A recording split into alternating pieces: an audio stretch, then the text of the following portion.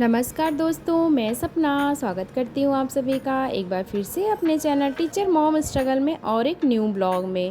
Friends, यहाँ पे सुबह का समय है, मैं बना रही हूँ सबके लिए लंच और साथ ही साथ मैं अपने लिए टिफ़िन भी तैयार कर रही हूँ और अर्नव के लिए भी। तो बस यहाँ पे आज मैं बनाई हूँ मसूर की मसाले वाली दाल। देख सकते हैं आप लोग, काफ़ी टेस्टी, काफ़ी यम्मी है। ये अर्नव का हलवा है जो वो अपने लंच बॉक्स में ले जाएगा और बाकी ये मेरा खाना।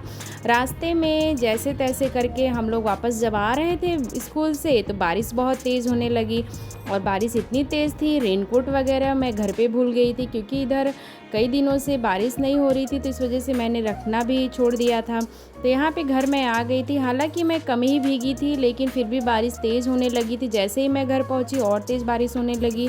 तो यहाँ पे बस मैं आ गई थी, चेंज वगैरह करूँगी, उसके बाद फिर मैं स्टडी में लग गई थी।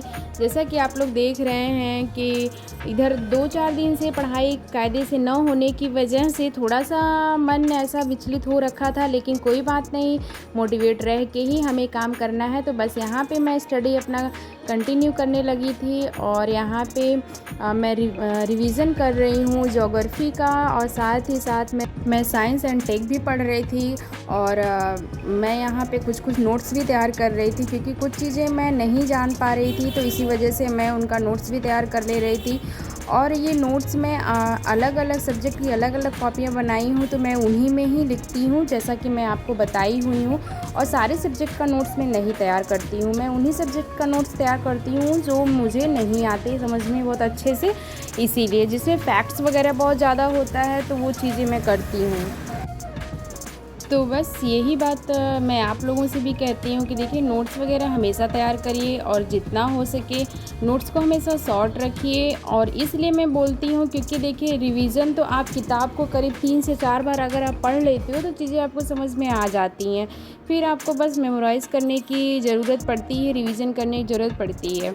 तो आप अपने नोट्स को प्रेफर कर सकते हो उस दौरान कि कम टाइम में कैसे आप पढ़ सकते हो। मेरे पास तो टाइम की बहुत कमी रहती है, इस वजह से मैं ऐसे नोट्स ही इसी तरीके से बनाती हूँ कि मैं अगर एक बार देखूँ तो मुझे चीज़ें थोड़ी सी समझ में आए। थोड़ा सा मैं स्ट्रक्चर वे में अपना नोट्स बनाती हूँ, ऐसा नहीं कि मैं लाइन बाय लाइन चीज़ें मैं लिख के करूँ, ऐसा मैं नहीं करती हूँ। ज़्यादातर मैं फिगर आउट करके ही बनाती हूँ और ये बहुत अच्छा तरीका होता है। तो यहाँ पे रात हो चुकी थी तो मैं सबके लिए बनाने लगी थी डिनर और आज मेरी तबीयत थोड़ी सही नहीं है, पेट में मेरे काफ़ी दर्द हो रहा था और तबीयत ख़राब होने की वजह से अभी दवा मेरी चली रही है, देखिए कब तक रेस्ट होता है। और डॉक्टर बोल रहे थे कि दिक्कत होने की वजह से आपकी दवा अभी चलेगी। तो यहाँ पे मेरी तबीयत थोड़ी सही नहीं लग रही थी, लेकिन काम है तो काम करना ही पड़ेगा। तो बस यहाँ पे मैं आ गई थी और साथ ही साथ मैं साइड में सुन रही थी अपना करेंट अफेयर का, वो मैंने चला रखा था फ़ोन में ही, तो वो मैं साथ के साथ मैं सुन रही थी क्योंकि देखने का टाइम नहीं था। और इसीलिए मैं बस सुन रही थी कि जो भी चीज़ें, कुछ भी चीज़ें मेरे दिमाग में रहेंगी तो मैं कर लूँगी। तो बस इसीलिए, क्योंकि जो करेंट अफेयर मैं सुन रही थी उसको मैंने सुबह ही मैंने पढ़ लिया था। तो बस यहाँ पे मैंने सब्ज़ी वगैरह कट किया, उसके बाद मैं बनाने लगी थी। खाना बनाने के दौरान अक्सर मैं करंट अफेयर जो होता है उसको मैं ज़रूर फॉलो करती हूँ क्योंकि बाकी चीज़ें तो उस समय नहीं पढ़ सकते हैं, लेकिन करंट अफेयर एक ऐसी चीज़ होती है या न्यूज़ एक ऐसी चीज़ होती है जिसको हम कर सकते हैं। तो यहाँ पे मैं अन्नों को भी पढ़ाने लगी थी थोड़ा सा। उसके बाद रात हो चुकी थी तो मैं अपने रूम में आ गई थी खाली होकर के, खाना वगैरह खा करके। तो मैं स्टडी करने लगी थी। पीछे अर्नव है जो सोने का कोशिश कर रहा है लेकिन उसको नींद नहीं आ रही है, वो बार बार बुला रहा था मम्मा आओ, लेकिन फिर बाद में उसके पापा आ गए थे तो उन्होंने उनको सुला दिया था, तो इस वजह से मेरा काम थोड़ा सा आसान हो गया।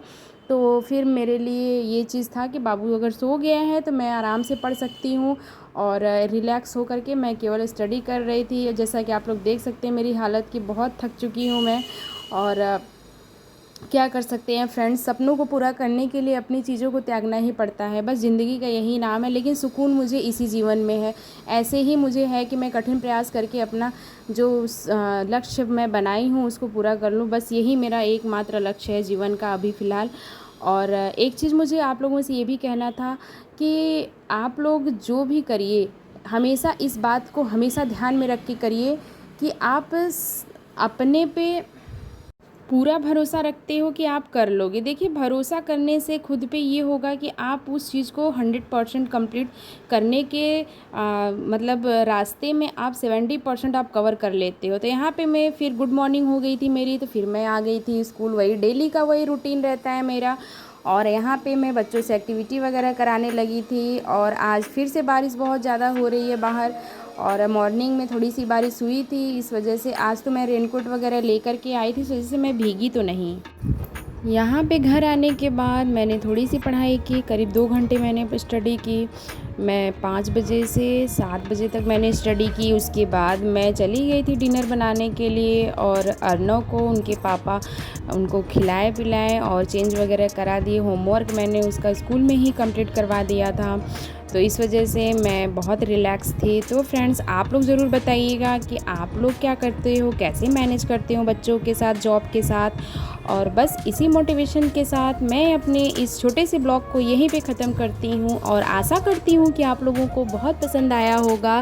और प्लीज़ अगर मेरे चैनल पे आप लोग नए हैं तो मेरे चैनल को सब्सक्राइब करिएगा, और शेयर करिएगा, लाइक करिएगा, और कमेंट में ज़रूर बताइएगा कि आप लोगों को कैसा लगा। मिलते हैं अगले ब्लॉग में। Take care, love you all of you, bye bye.